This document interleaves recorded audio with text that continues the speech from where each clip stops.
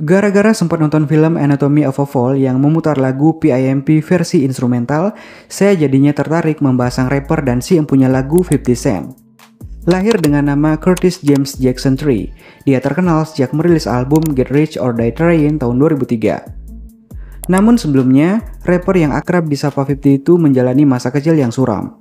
Ibunya Sabrina Jackson pernah menjadi pengedar narkoboy dan wafat ketika 50 baru berusia 8 tahun. Sementara ayahnya pergi, hingga 50 diasuh oleh sang nenek.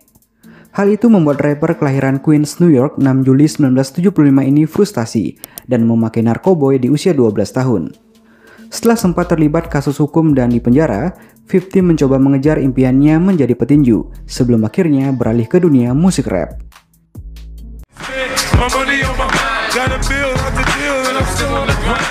Awal karir musik 50 terjadi ketika seorang teman mengenalkannya pada rapper legendaris Jam Master Jay di pertengahan tahun 90-an.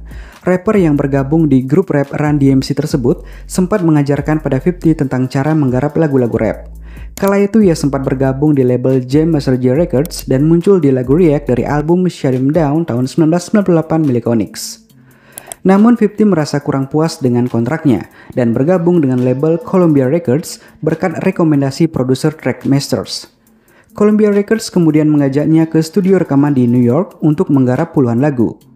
Popularitas 50 dimulai setelah ia menulis single How to Rob tahun 1999. Lagu itu menceritakan tentang seseorang yang ingin merampok artis.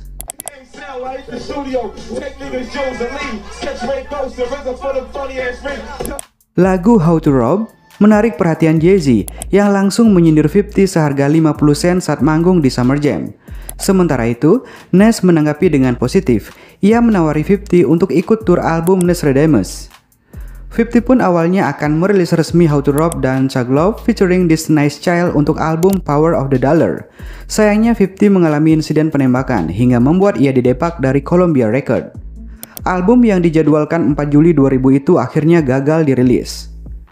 Di balik kehidupannya yang kontroversial, bakat 50 tetap diakui para rapper, salah satunya yakni Eminem yang langsung tertarik dan memperkenalkan 50 pada Dr. Dre.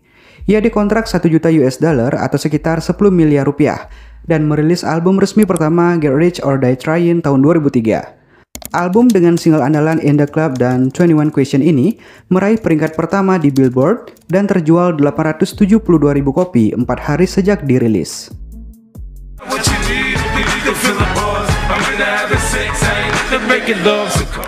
Omon-omon nih guys, persahabatan rapper Eminem dan 50 Cent bukan sekedar hubungan pribadi. 50 Cent juga selalu menjadikan Eminem sebagai penasihat musiknya. Tiap kali 50 Cent akan merilis album baru, ia akan meminta Eminem untuk mendengarnya terlebih dahulu. Pelantun hits Candy Shop itu yakin, Eminem mengerti dirinya dan karyanya lebih dari orang lain. Doi percaya dengan insting Eminem. Pelantun hits Slim Shady itu tahu single mana yang bisa berjaya di pasaran. Bahkan nih guys, tatkala keduanya bekerja sama dengan super produser kenamaan Dr. Dre untuk masing-masing album terbaru mereka, 50 Cent pun akhirnya harus mengalah menunda rilis albumnya demi sahabat tercintanya itu. Akhirnya 50 Cent harus menunda rilis album Before I Self-Destruct. Dr. Dre belakangan diketahui sibuk mengurusi Eminem. Keduanya telah sebulan berkutat di dalam studio. Namun ternyata, pelantun hits In The Club itu tidak marah dengan kondisi tersebut. Ia malah mendukung sepenuhnya keputusan Dr. Dre untuk mendahulukan album kelima Eminem tersebut. Bahkan rapper kontroversial Eminem ternyata pernah berpikiran untuk segera pensiun dari dunia rap. Pikiran itu muncul setelah dia mendengarkan bait rap yang dilantunkan 50 Cent di film 8 Mile yang dia bintangi. Eminem melontarkan pengakuan itu saat mengucapkan selamat ulang tahun kepada 50 Cent lewat Instagramnya pada 2017 lalu.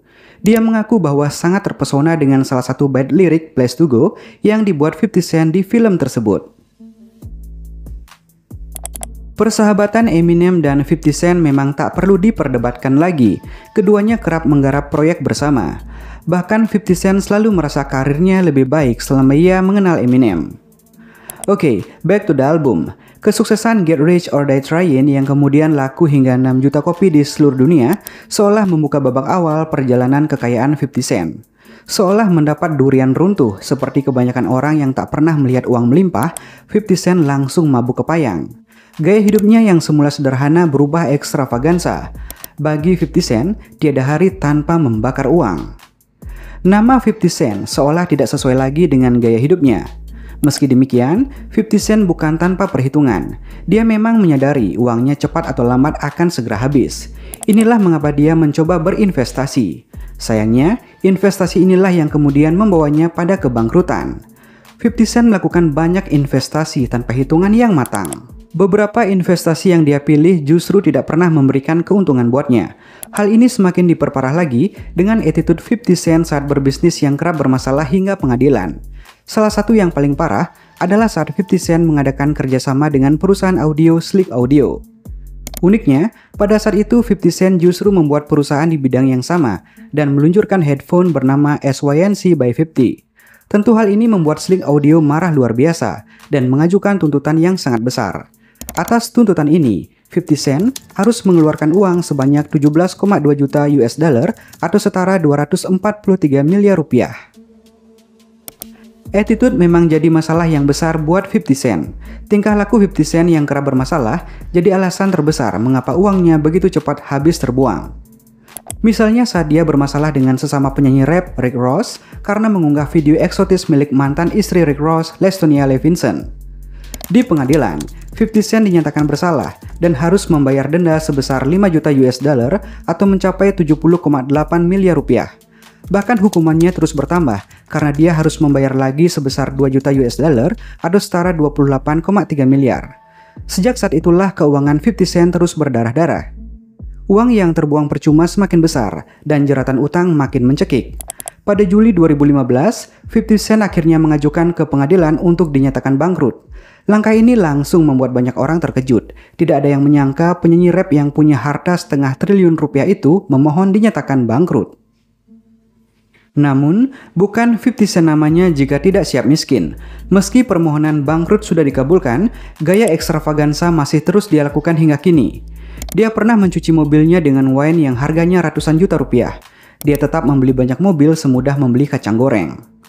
Namun, kali ini dia lebih berhati-hati dalam berbisnis dan tidak membuat banyak orang bermasalah dengannya di pengadilan. Mungkin apa yang dia lakukan sesuai dengan judul album perdananya, Get Rich or Die Trying, berusaha kaya atau mati karena mencoba. Karya 50 lainnya yang menuai sukses yakni The Massacre tahun 2005, Curtis tahun 2007, dan Before I Self-Destruct tahun 2009. 50 kian melejit lewat sejumlah single hit seperti Candy Shop, Disco Inferno, How We Do, dan Outlaw. Bukan hanya produktif soal lagu, 50 juga merambah dunia akting. Debutnya sebagai aktor yakni di film Get Rich or Die Trying arahan sutradara James Sheridan. Film tersebut terilhami dari masa muda 50 Cent serta kesuksesan karir berkat album Get Rich or Die Trying. Dunia akting juga memberi peluang 50 berkolaborasi dengan aktor senior. Di film Red Steel Skill, 50 beradu akting dengan dua aktor senior, Al Pacino dan Robert De Niro. Namun, filmnya yang paling menuai sorotan yakni Things Fall Apart. Dalam film tersebut, 50 sukses menurunkan berat dari 97 kg menjadi 72 kg demi perannya sebagai pemain football sekaligus penderita kanker. Totalitas 50 sebagai aktor menuai pujian dari banyak pihak. Rapper serba bisa ini juga membuktikan kemampuannya di dunia bisnis. November 2003, 50 bekerja sama dengan Reebok untuk line G-Unit sneakers. Ayah dari Marcus Jackson ini sempat pula dinobatkan oleh Forbes sebagai rapper terkaya kedua setelah Jay-Z di tahun 2007. Mantan kekasih Shaniqua Tompkins dan aktris Vivica Fox ini berhasil mengumpulkan pendapatan sebesar 440 juta US dollar atau sekitar 5 miliar rupiah. 50 seolah memiliki dua kehidupan. Tak hanya sukses sebagai rapper aktor, ia juga disorot karena perseteruannya dengan para rapper. Mereka yang pernah dibuat marah oleh 50 diantaranya The Game, Ja Rule, P. Diddy, Lil Wayne, dan Kanye West. Gimana menurut pendapat kalian guys? Tinggalkan argumenmu di kolom komentar. Oke sekian, saya udah capek dan salam rap rock. Yo, salam rap rock, saya udah capek yo.